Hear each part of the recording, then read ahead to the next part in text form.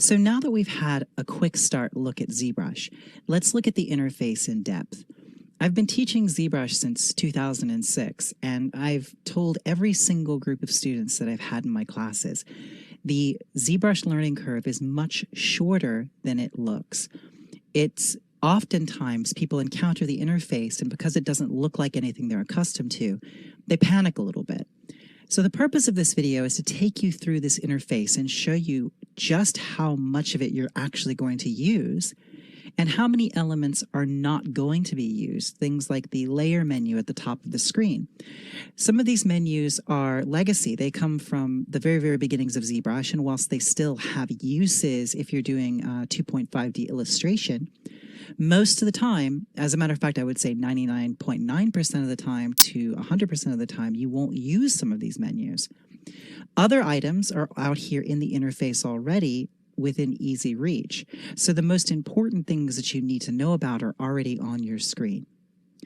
So in this video, I'm going to step you through the interface from one menu to the next and give you a guided tour, putting everything into context so you know what's going to be useful, what's going to be a menu you'll use on occasion, and what menus you can really disregard. So let's start. When you first open ZBrush, it will look something like this. You'll have the light box open on your screen.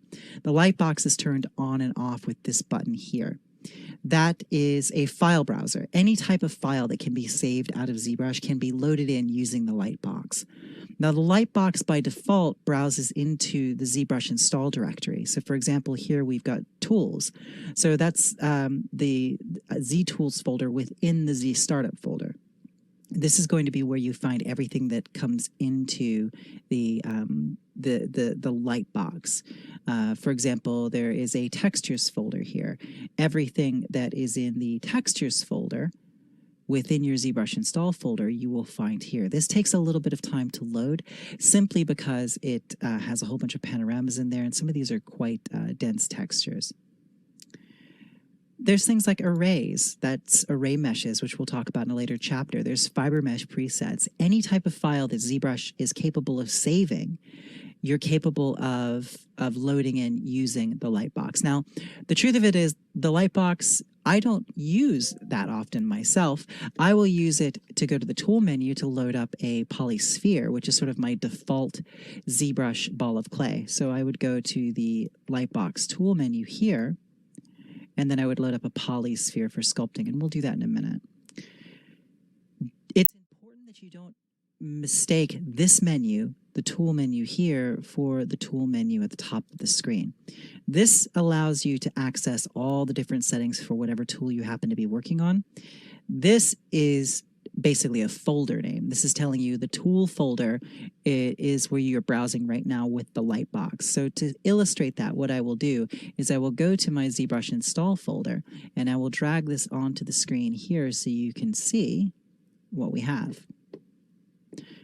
I'm going to have to reduce my screen here just a bit.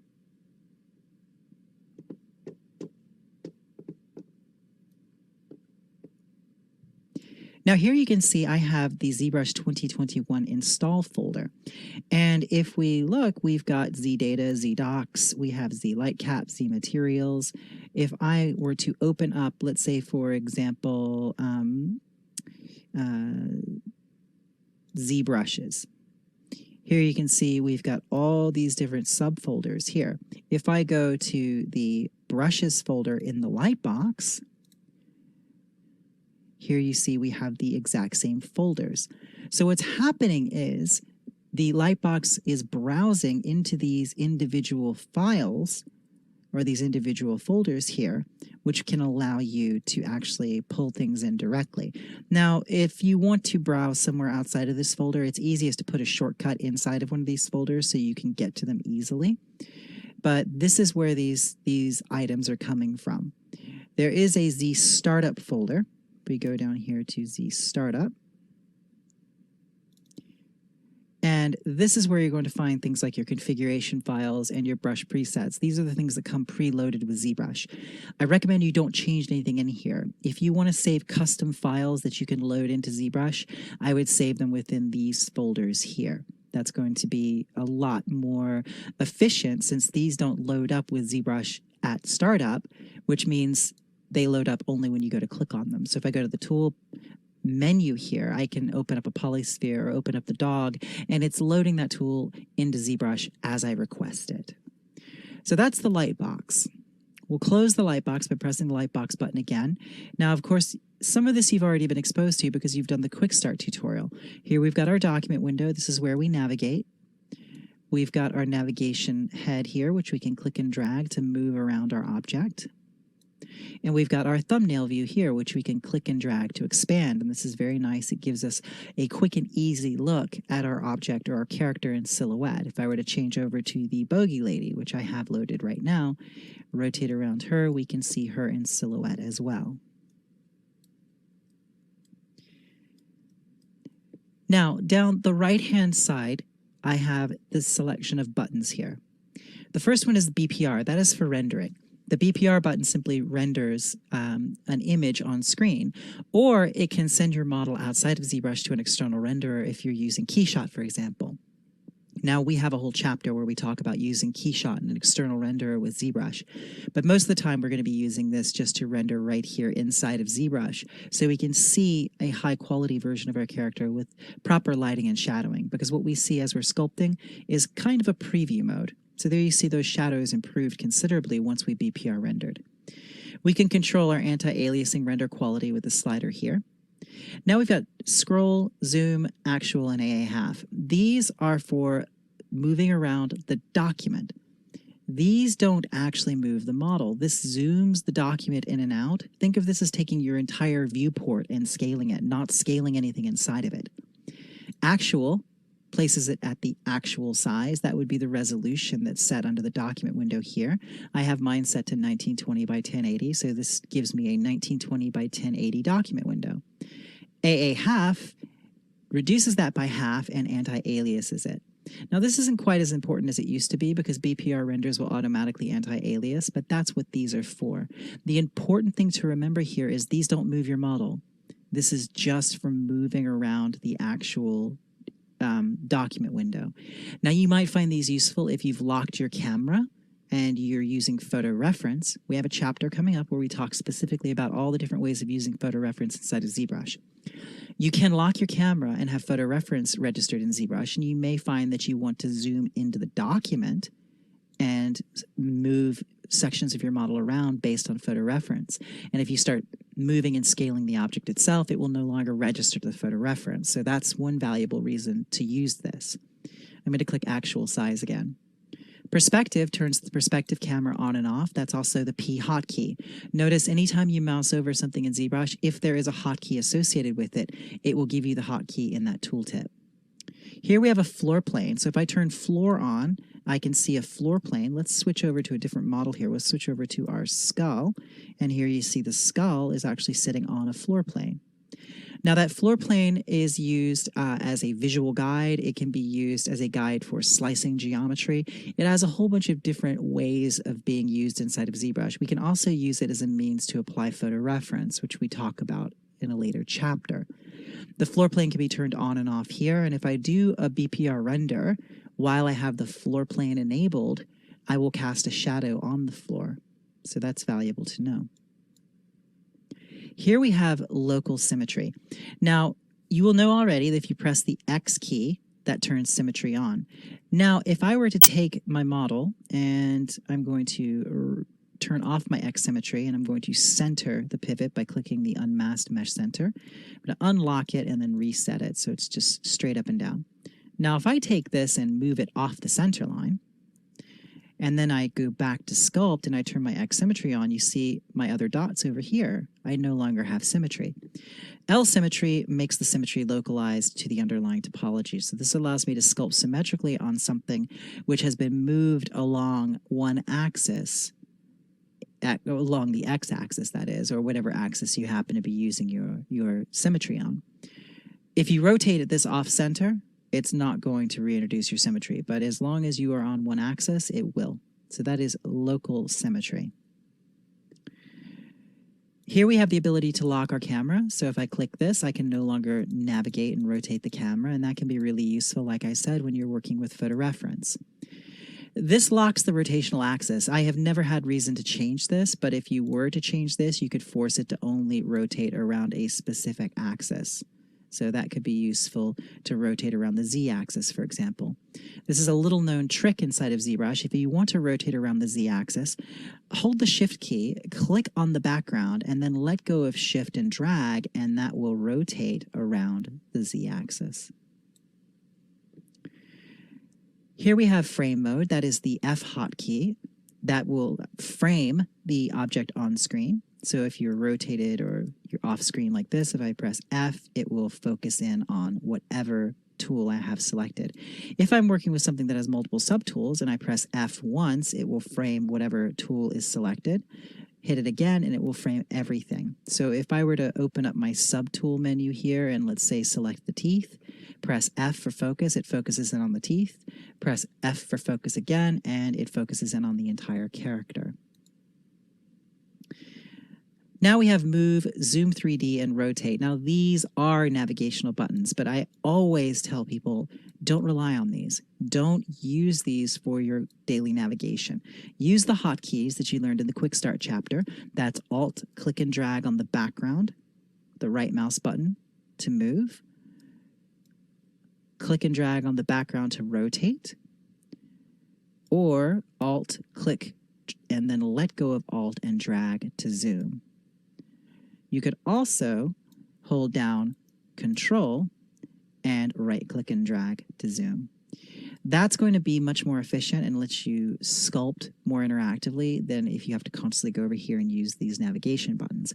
Now, I will use these buttons if I'm working on a very high-resolution document. If I want to render something out at 300 dpi, sometimes it can be hard to actually rotate the model accurately. So sometimes I'll come over here and I'll use these buttons to make small rotational changes when I'm working at an extremely high resolution with a very dense model. Here we have polyframe mode. That is Shift F. That just shows me the polygons on the model that I'm working on. So if I step down my subdivision levels here with Shift D and then press Shift F, I can see the polygons. So these are the types of utilities that you'll find yourself using quite a bit. Things like frame mode, things like perspective, but most of the time you're going to be using the hotkeys associated with them anyway. The important thing to note is that these are out here for you to use. Transparency allows you to see through subtools. So if I wanted to sculpt through the eye on what's behind it, I could do that here by turning on transparency. Ghost just changes the type of transparency. Solo will isolate just my currently selected subtool, so it hides everything else temporarily until I press the Solo button again. Then we have Expand, and what Expand will do is it expands all of your subtools out. So if I click that, it expands everyone so I can easily see who's who. You can come in here and sculpt on separate subtools, and then press Expand again. It will bring everyone back together. So that's your right-hand bar. Now, on the left hand, we've got another bar, but these are much larger icons. Anytime you encounter a large icon like this in ZBrush, it's a palette.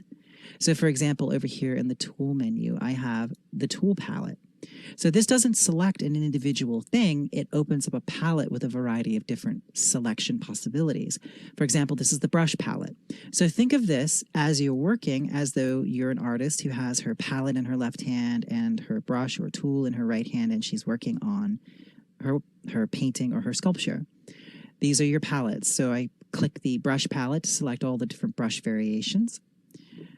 I will select the stroke palette, which will allow me to change the type of stroke that I'm going to use. Now, the stroke palette has a few different options down here as well. Then we've got the alpha palette. The alpha palette allows us to change the alpha. Alphas have a lot of functions inside of ZBrush, but the most common one is an alpha serves as a brush tip shape, similar to what you would get in Photoshop. So for example, if I were to go to my Lightbox, go to the tools, and like I said, I can double click this polysphere to load it into ZBrush. Notice that it has replaced my other tools, but they are still there. They are here in the tool menu still. And this tool menu on the right-hand side of the screen, it's here by default, but it's just this menu at the top of the screen, the tool menu here. You see as I open it here, it disappears on the other side. If I move off that menu, it reappears. That just tells me that that's a clone of that menu. So I've selected this polysphere now. If I go to my brush palette, I can click there, or I can press the B key to bring up the brush palette. I will select S for standard for the standard brush. That limits the brushes to just those that begin with the letter S. And then I can select the standard brush manually or press the orange letter hotkey associated with it, in this case G. Now I can start sculpting on this mesh. If I were to change my stroke, I could change this to, let's say, a spray stroke, and then that's going to change how that stroke is applied to the surface.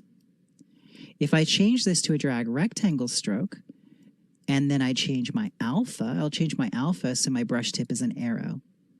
And I'm going to click drag, and you see it drags out a single rectangle instance of that brush shape. If I were to change this back to the dot stroke or the freehand stroke, it drags that alpha along my stroke. So these are all palettes: the brush palette, the stroke palette, the alpha palette. We have a texture palette here for loading textures and for exporting textures from ZBrush. And we have a material palette. The material palette allows you to select materials. You may find you have a different startup material when you start ZBrush. Perhaps you have the red wax shader. I recommend changing this material as soon as you start using ZBrush. My personal preference is for the basic material 2. The reason for that is the basic material 2 has a nice specular shine. It can be lit interactively. If I go to my light menu here, I can move the lights around. It's all over just a good material to sculpt on. It's easy to see what's working and what's not.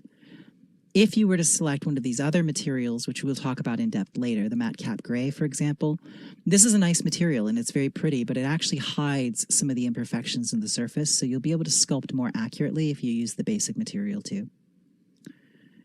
If you want to change the material that starts up with ZBrush, just select the material that you like and click Save as Startup Material, and then that will save as your startup material, as I have done here. There's my startup material, and it is the basic material too. This is just a color palette for color picking. This is our current active and secondary color, and we can switch between them with this button here or the V hotkey. This is going to be used when we're painting textures using PolyPaint. You want to be able to switch between your colors, and that V hotkey will allow you to do that. So that is the right-hand and left-hand bar, as well as the viewport itself, the document window as it's called. So I'd like to point out that everything, and I point out again, everything that you see here is actually cloned out of menus at the top of the screen. And this is going to become more and more apparent that this whole strip of menus up here allow you to get into the nuts and bolts of various settings of ZBrush, but everything you use on a constant basis, you'll find already on the screen right now. And that's the most important thing.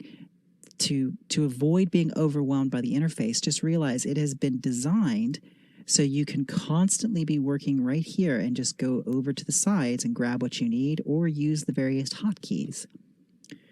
So let's take a look at the top here. We have the homepage button. This will load the ZBrush homepage.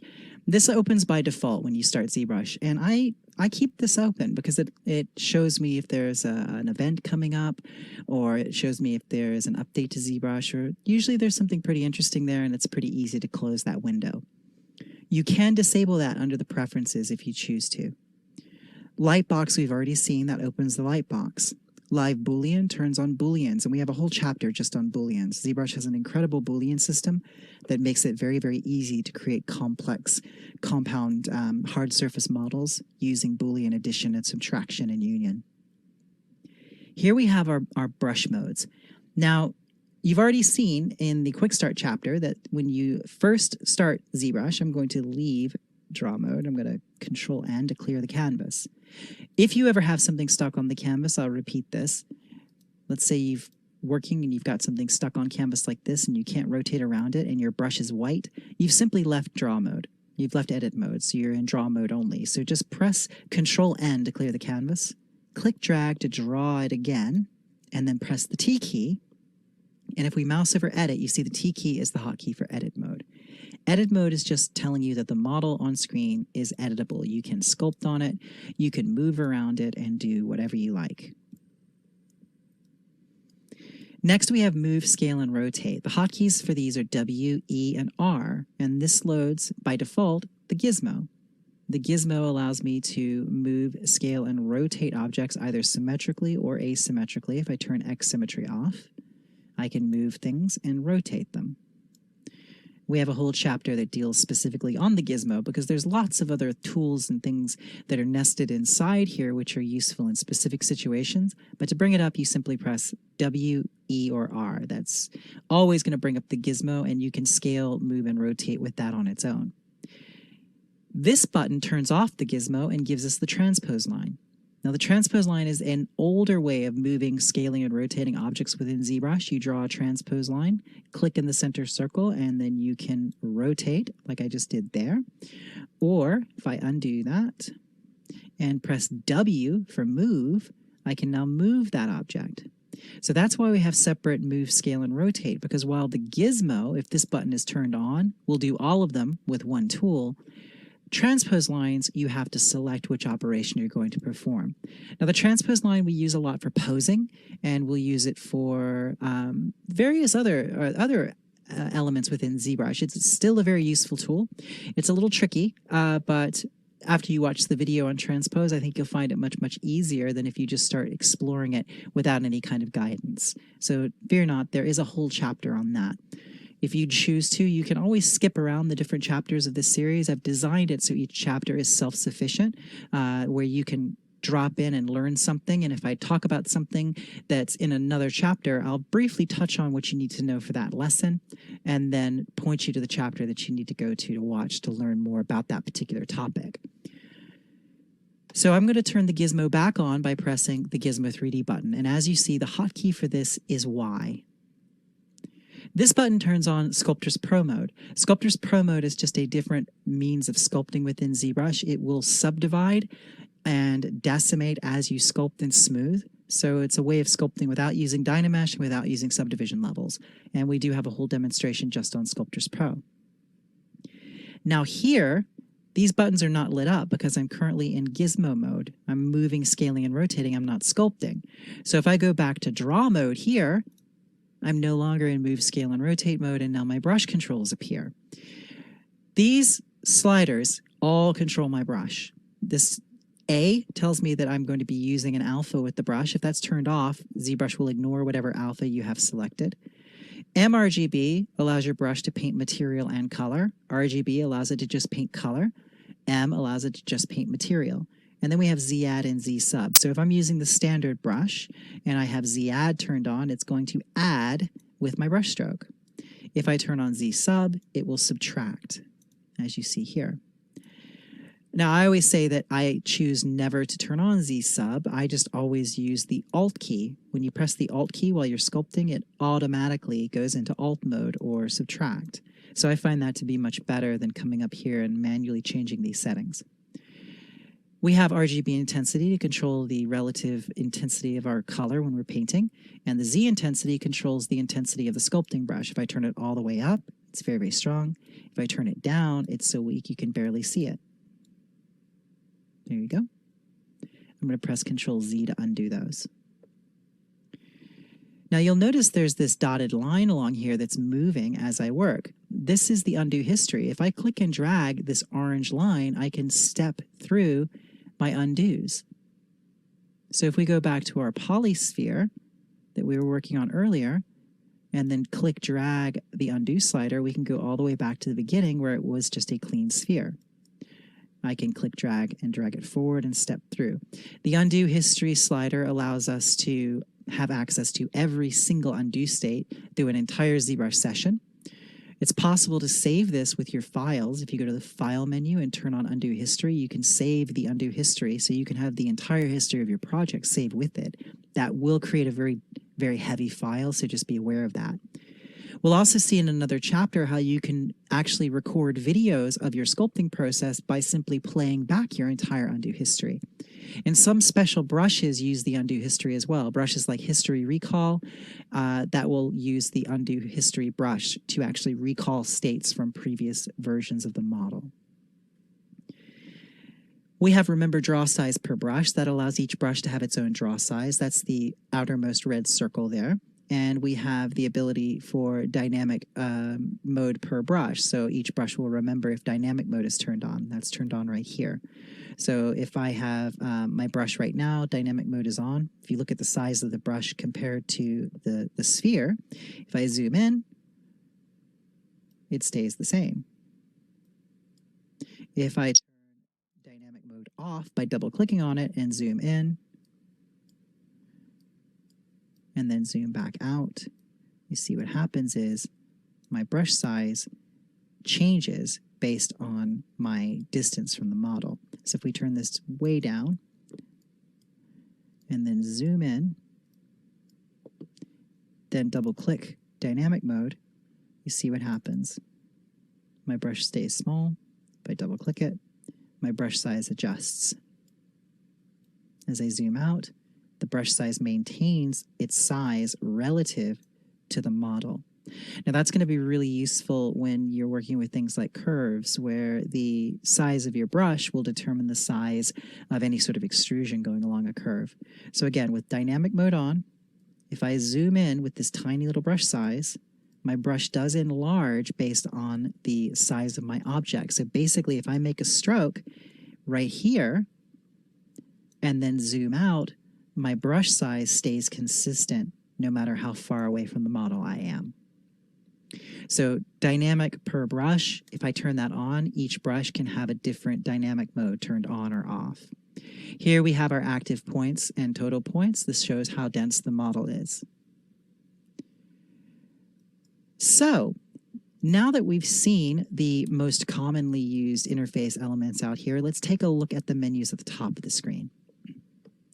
Right now, I've got the tool menu on the right-hand side. If I click this little radial button here and close that, it goes away. And there are these two little arrows here. If I double-click that, that collapses what's called the right-hand dock. Over here, I have the left-hand dock. If I double-click these arrows, that opens up, and you see I actually have the brush menu over here. If I click this radial button, that goes away, and I could double-click that to close it. This is a way to get more real estate on screen as you're working. By the way, as I'm working, I never come up here and use these menus. You'll already know this from the Quick Start chapter, but if you press the space bar, it brings up this quick menu. So all the most important brush controls up here, as I mouse over them, watch this menu. RGB intensity lights up. Z intensity lights up. Again, that shows you that these are cloned from these interface items up here. So I can easily access my draw size, my Z intensity, my different move modes, all through the spacebar hotkey. So remember that when you mouse over these things, they light up in the interface, because that's important. So much of the interface, like I said, is already cloned out here for you to view. So along the top of the screen, we've got an alphabetical listing of menus. The most important one, we're going to come right here near the end, it's Tool. If I click this little radial icon, it will dock it on the side of the screen. So with the Tool menu docked on the right side of the screen, you can see all the tools that I have been working with are right here under the Tool menu. And then I've got this large button, and remember, large buttons are palettes. This is the Tool palette. The Tool palette is broken up into Quick Pick, which are my most recent selections. 3D meshes, which we don't really use very often other than the Z-sphere and the Polymesh star. These are the ones that we usually pull in. The rest of these we'll use on occasion, but for the most part, we access our primitives using the gizmo now. That's under the transpose gizmo chapter. And these are the 2.5D brushes, and really these are no longer used. You can disregard these. They have very arcane uses if you want to go through like some very old ZBrush techniques, but honestly, these are used for 2.5D illustration. And most of what we do in ZBrush now, we've got better ways of accomplishing what could be done with these. So I would consider these to be no longer applicable. So the palette here, your main concern is the Quick Pick, or if even that, you're going to be thinking about what's here in the tool menu already. If you load up a Z tool, it will appear here in the Z tool or in the tool menu. And then if you click it and select it, you can change whatever tool is currently active on screen. So I'm just selecting different tools and pressing the F for focus key to focus in on that particular tool. So basically it's taking the ogre here. I could work on that and sculpt on that, and then I'll change over to the skull. And the ogre is now set aside. It's no longer on my screen. It's no longer being edited. I'm now working on the skull. So the tool menu gives us access to everything related to this particular tool that we're working on. We can go to subtools. If I open up subtools, subtools are just different Z tools that are grouped together, so they rotate together. So the skull and the upper and lower teeth are here. You can see there's the skull itself, the cranium, the mandible, the upper and lower teeth.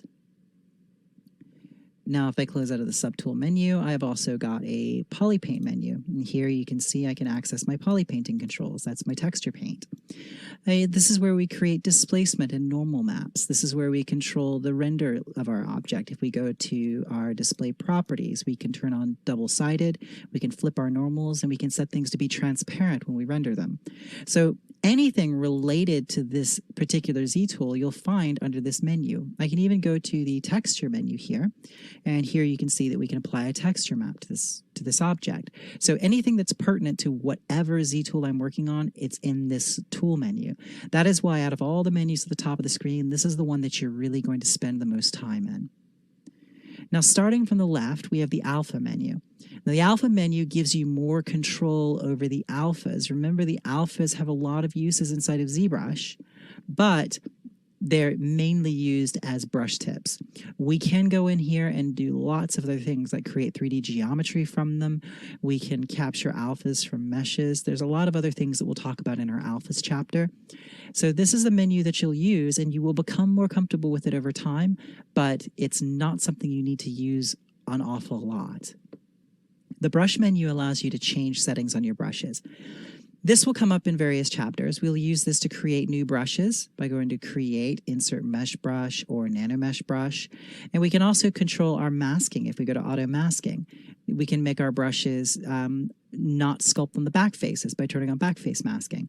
Or we can make our brushes not sculpt in the cavity. You'll see these used in the chapter on creating custom brushes, and it comes up in other chapters as well, like Insert Multi-Mesh and Nano Mesh.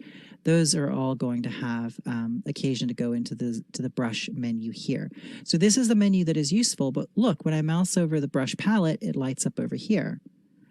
So again, that's just cloned out of this menu. The most important element out of the brush menu is already cloned out here. We have a chapter where we talk about interface customization, where I can show you how to take other pieces of the interface you like. Let's say, for example, under this masking menu, you decide you really like Mask by Polygroups. Well, in our interface customization video, I'll show you how you can take this slider, dock it out here in the interface, and save it so it's always there when you want it. Next, we have the color menu, and the color menu is just for picking color. And really, I don't find myself going here all that often, except to fill object if I want to fill an object with a color or a material. Most of the time I'll use this color picker here, or I'll use the plugin ZColor, which we talk about later in the series. Next, we have the document window. Now, the document window, this is a very common mistake when people start using ZBrush. They work on something and go to Document, Save. This does not save a 3D model. This only saves images out of ZBrush. That is very important to understand. You're typically not going to save documents in ZBrush. You may export images using the export button here. That's how you would export a screen grab. You could also click Export Screen Grab, which exports the entire interface and what's on your screen. Typically, I don't use this because I don't need to see the interface when I want to share my work. I'll export a screen grab of just the model by clicking Export Image. We can change our document by going down here and changing the proportion. We'll turn that off. You see I set this to 1920 by 1080. We can change the resolution here and then click Resize, and it will create a new document. If you like your document settings and you want it to be this way every time you start, just click Save as Startup Doc. Like, say, for example, I was originally on 1024 by 768. If I click Resize, it's going to drop whatever's on my canvas, so I have to hit Control-N to clear the canvas. Now, if this was my default document size, it's too small. I want it to fill my screen. So I'll go to Document, make sure Proportions turned off. I'll set it to 1920 by 1080. Resize, say yes. And then I'll go to Document, Save as Startup Doc. And every time I start ZBrush, it'll start with the same document size. I've just drawn my model back on the canvas and pressed the T key to go into edit mode. The document window also has some other things like Z-Ablink, which is a nice texturing tool that we'll talk about later. But for the most part, changing your document resolution is really the only reason that you go in here with any regularity. I'd like to point out the scroll, zoom, actual, and AA half buttons that we started this chapter talking about.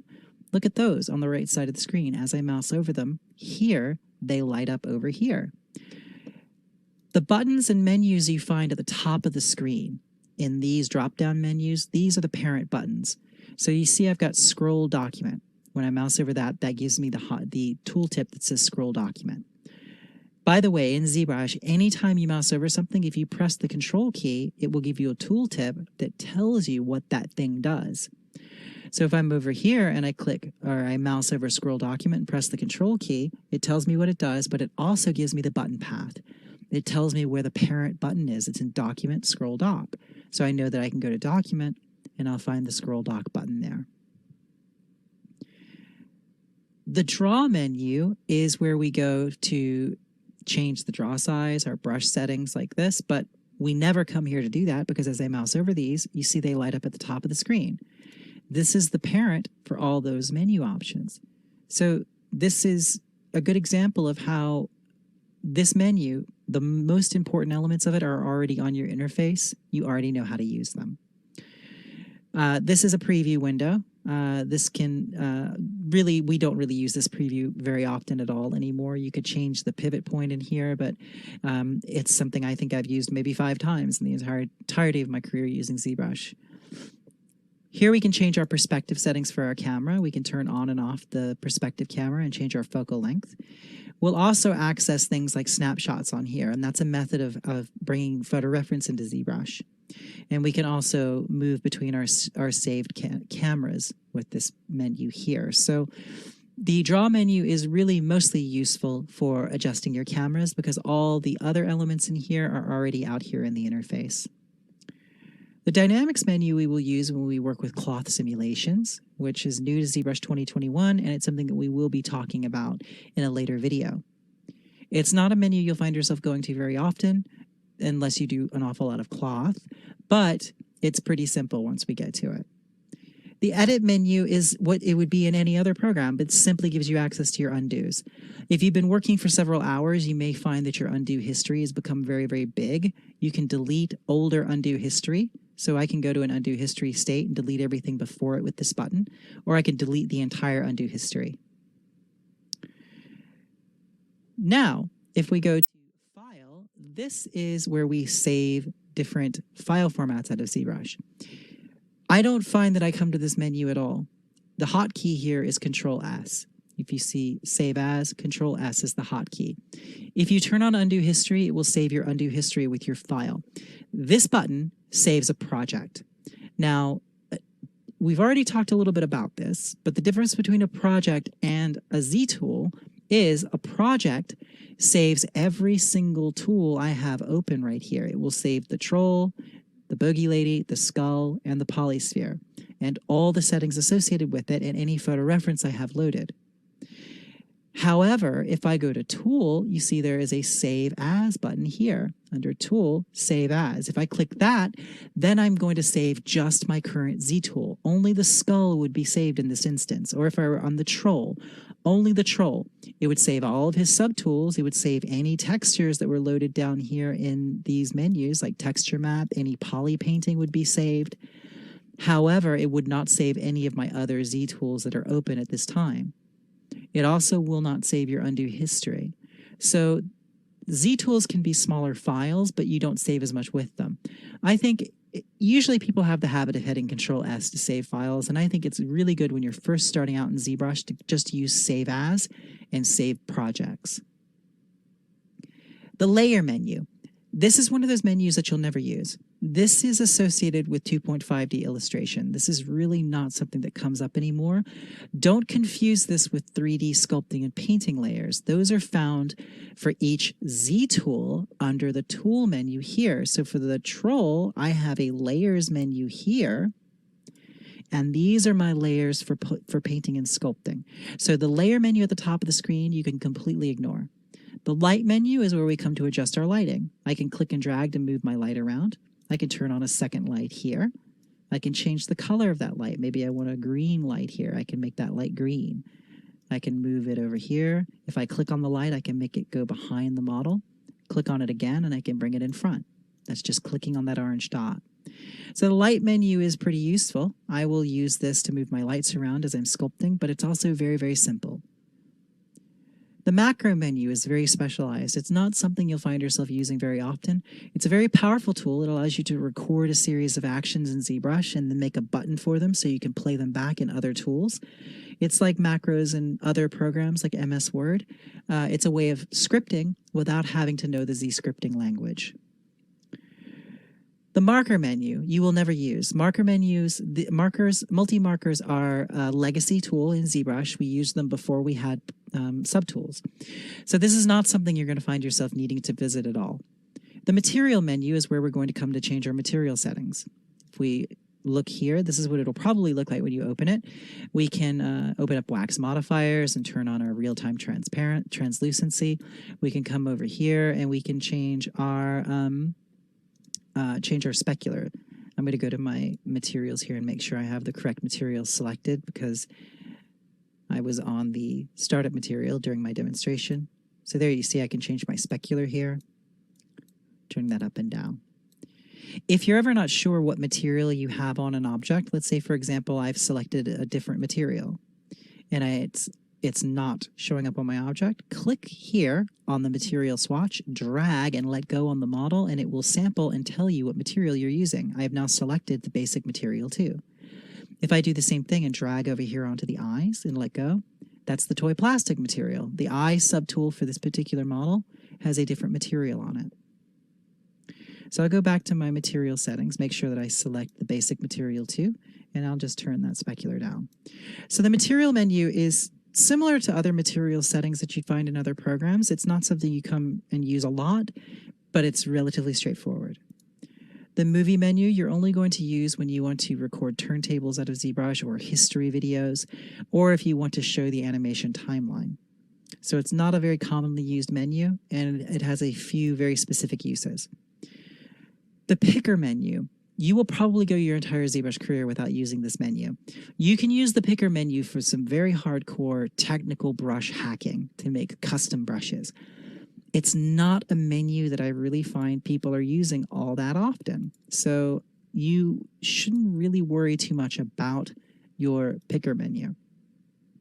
The preferences menu are where you go to change your preferences. And this is pretty cut and dried. It's like most preferences menus in most other programs.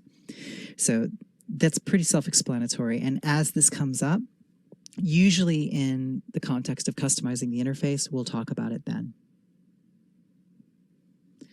Next, we have the render menu. This is where we go to set up our render settings. For example, if we want to control our shadows, we'd go to BPR shadow and we can control our shadow settings.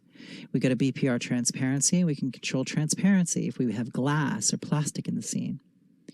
This is also where we can control our external render if we choose to use KeyShot. So this is a menu that we use when we render, and that's about it. The stencil menu, I have not used in quite a while. The stencil menu just allows you to take alphas and use them as stencils like you would with spray paint, spraying through or sculpting through a stencil. It's not a tool that I find is very useful anymore. There's better ways of accomplishing what's in the stencil menu, so I just don't find myself using it at all anymore. Instead of using the stencil menu, I would probably use the app link, which we saw is under the document menu here. The texture menu, or excuse me, the stroke menu. Now you saw under the stroke palette we had some settings. However, the stroke menu gives you more in-depth settings. You'll visit this menu with some regularity to control things like lazy mouse, or if you want to control your curve brushes, you'll use the stroke menu for that. So you'll use this not as often as the tool menu, but you will use it. The texture menu allows us to load textures into ZBrush. Most of the time I use this to load photo reference in to use in the Spotlight tool for projection texturing or as photo reference for sculpting. We've already seen the tool menu, and notice again when I mouse over it, it disappears on the right-hand side because it's a clone. This just gives us all the settings for whatever tool we have opened.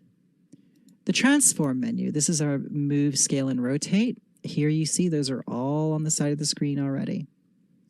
We've got edit, then we've got our zoom, rotate, and move 3D buttons, which are lighting up down here.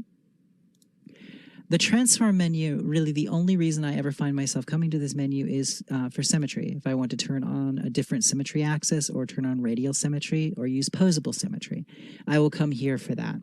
There's a few other nested menus down here, which really I don't think you will find you ever have to visit.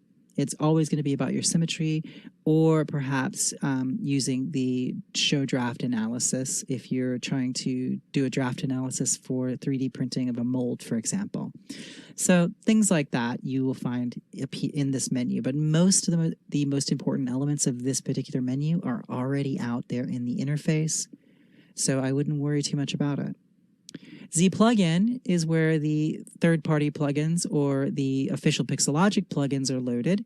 You will visit this with some regularity. Tools like Subtool Master are very, very useful. You'll also find things like Transpose Master for posing your models, and we talk about both of those in depth in the upcoming chapters. Now, lastly, we have ZScript and Help. ZScript, unless you're going to learn ZScripting, you're not going to use this menu. And the Help menu, I really don't find myself using all that often. All the ZBrush updating, ZBrush maintains its own updates. It tells you when there's an update to install. That's done at startup, so I don't really use this. You can find useful links here to the Z Classroom, ZBrush Live, ZBrush Central. So these are nice. I recommend checking those out. ZBrush Live has some great videos on there. I've done a few on ZBrush Live as well, so you can go check those out. You can search through the online docs here. That's pretty handy. So that's what the Help menu is for. Now, at the very, very top, there is a Quick Save button. The hotkey for that is the number 9. That just saves a quick save of your model. Don't let this replace saving your work manually. ZBrush will quick save every few minutes. That's set up under the preferences. And you find your quick saves by going to Lightbox and Quick Save, and then anything that you've been working on is here, and you can load those up. So that's pretty handy. If you have a crash, you can always go back and pull a quick save. As I'm working, I'll just hit the number 9. That does a quick save, but I don't let that replace my manual saving. I always do both. See-through allows you to make the ZBrush interface transparent if you have photo reference behind your model or behind the whole ZBrush window. If I've got a bit of photo reference behind ZBrush, I can actually make the entirety of the ZBrush interface transparent so I can see to it. Then, of course, we can change through our different user interface colors and our user interface layouts here. And that is the ZBrush interface. I hope this has demystified it for you. I start all of my ZBrush classes with this because I remember looking at ZBrush and thinking I was overwhelmed the first time I looked at it. And then as I got to know the program, I realized that it's designed really well. It doesn't look like anything else, but everything you need and you're going to use on a constant basis, Pixologic has put it right here at your fingertips, either in one of these sidebars, the top bar menu, the right-click or spacebar menu, or under the tool menu. So the vast majority of this up here, you don't have to worry about because the most important parts are already here. So I hope this has been helpful. Now let's dive back in and do some more hands-on work in ZBrush. You've done the quick start. You've got an understanding of how to navigate and how to sculpt. Now we can get in there and start looking at individual tools and techniques in depth. So thanks for watching, and I'll see you in the next video.